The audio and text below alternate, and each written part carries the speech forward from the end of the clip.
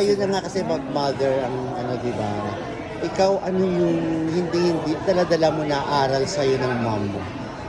Na sinishare mo rin sa anak mo? Dito kasi, basta when you watch the film, di ba, may parang iniwan aral yung mom. Di ba? I mean, may aral na tinuturo talaga yung mom sa anak niya. Sa akin, yung buntot mo, hila mo.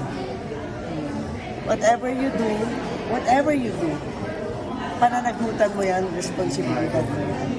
Oo. And then, Yun yun, ang sinasabi. mas, di ba, buntot mo, hila mo. Parang pananagutan mo yan, cargo mo yan, responsibilidad mo yan, accountability mo yan, decision mo, behavior mo, actions mo, lahat. So, yun yung sa akin. Dala-dala ng anak mo yun. Lagi mo pinapalinis Lagi sa ko rin sinasabi yun. Kasi parang sa akin, it encompasses everything.